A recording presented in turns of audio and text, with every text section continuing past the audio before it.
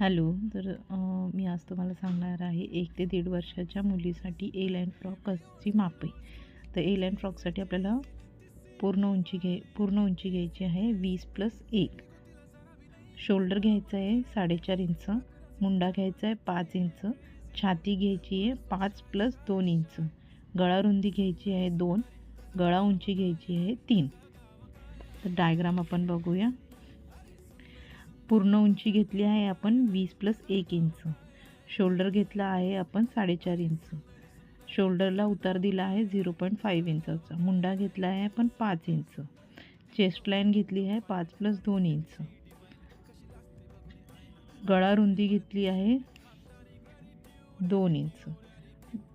गळा उंची घेतली आहे 3 इंच. असा डायग्राम ड्रॉ करून खालून एक गोलाकार द्यायचा.